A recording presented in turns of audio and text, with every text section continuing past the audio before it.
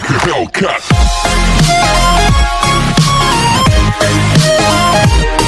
Hello students, एक बार फिर से आप सबका स्वागत है आपका अपना चैनल डीके ट्यूटर में। स्टूडेंट्स, आज मैं आपके लिए लेकर आया हूँ पोयम सीरीज का लास्ट पोयम, कोशिश करने वालों की कभी हार नहीं होती।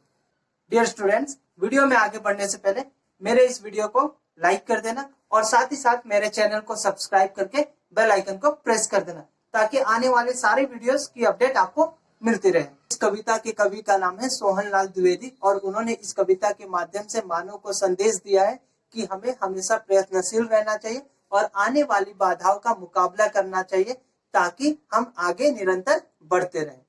तो चलिए बढ़ते हैं पहले पंक्ति की ओर। लहरों से डरकर नौका पार नहीं होती, कोशिश करने वालों की कभी हार नहीं होती। प्रस्तुत पंक्ति में सोहनलाल द्विवेदी जी ये बता रहे हैं कि लहरों से डरकर यानी कि जीवन में आने वाली बाधाओं से डरकर हम कभी अपने मंजिल को पार नहीं कर सकते। इसलिए हमें जीवन में चाहे जैसी भी मुसीबत आए हमें उससे पीछे नहीं हटना चाहिए, उसे लड़ते हुए आगे बढ़ना चाहिए।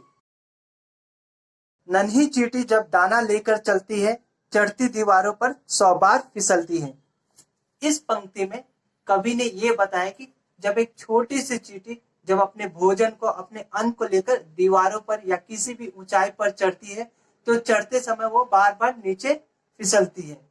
ठीक उसी तरीके से इंसान यानी मानव के जीवन में भी ऐसे उतार चढ़ाव आते रहते कि जब हम किसी एक काम को करने की कोशिश करते हैं तो उसे करने में या फिर उसे पार करने में हमें बहुत ही मुसीबतों या फिर बाधाओं का सामना करना पड़ता है।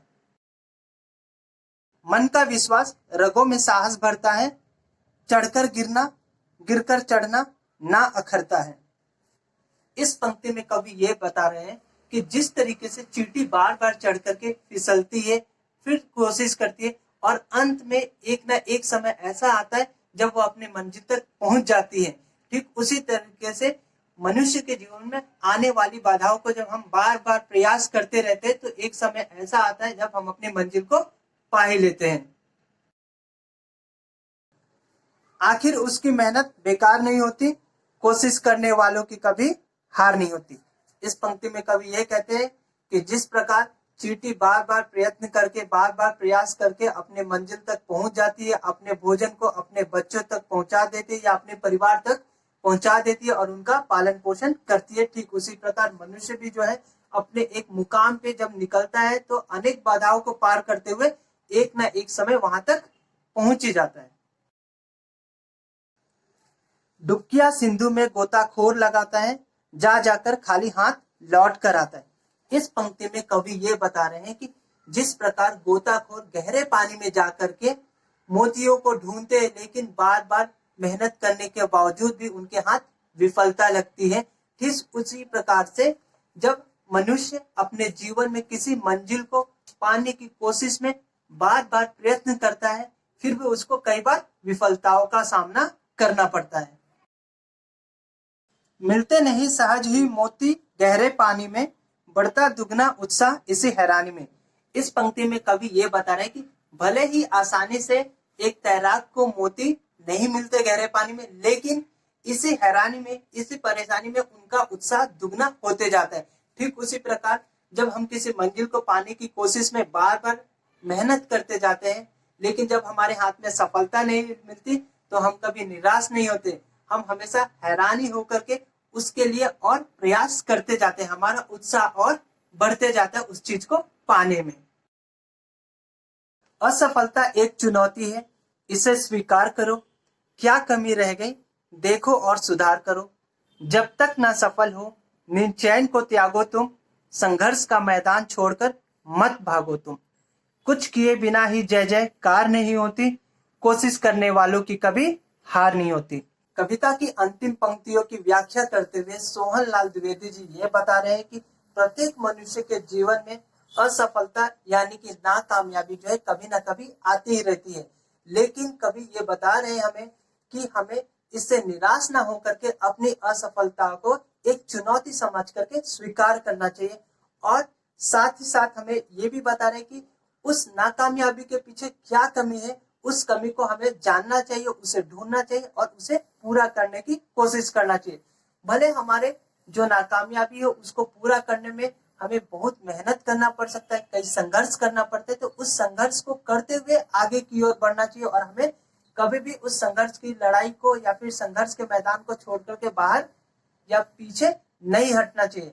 और जीवन में उन्हीं इंसान का, उन्हीं व्यक्तियों का हमेशा नाम होता है, उनका गुणगान होता है जो मेहनत करते हुए आगे बढ़ते हैं, और वही लोगों को जीवन में हमेशा कामयाबी मिलती रहती है। तो जैसा कि हमने देखा, सोहन लाल द्विवेदी जी ने इस कविता के माध्यम से मानव जीवन के आने वाली बाधाओं को किस तरीके से लहरों के माध्यम से बताते हुए ये कहा है कि जीवन में हमेशा उतार चढ़ाव यानी कि मुसीबतें या फिर परेशानियां आती रहती है, लेकिन हमें उन्हें निरंतर पार करने की कोशिश करते रहना चाहिए। और साथ ही साथ जीवन में चाहे जब भी या जितनी भी बाधाएं आ जाए, चाहे जितनी भी मुश्किलें आ जाए, हमें कभी उनसे पीछे नहीं हटना चाहिए और उनको पाने की कोशिश निरंतर करते रहने चाहिए। और वही इंसान हमेशा जीतता है जो कभी हार नहीं मानता। तो चलिए बढ़ते हैं कविता के कुछ कठिन शब्द की तरफ।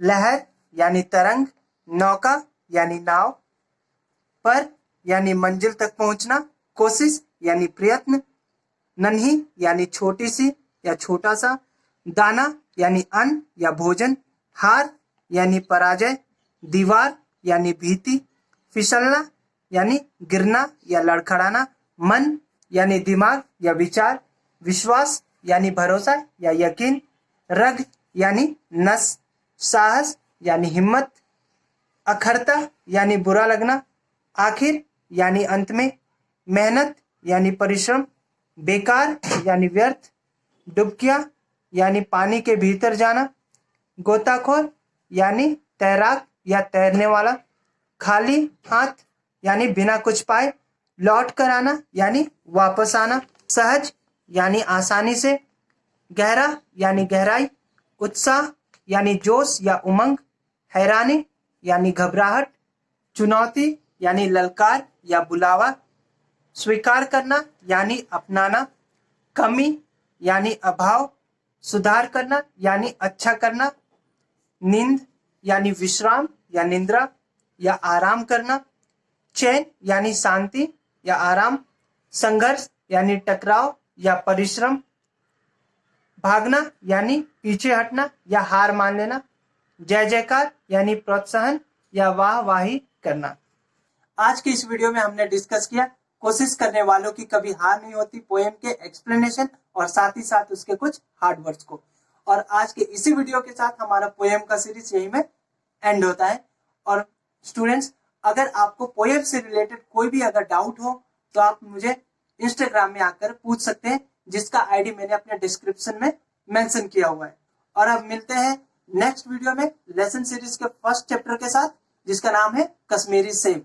तब तक के लिए टेक केयर, गुड बाय।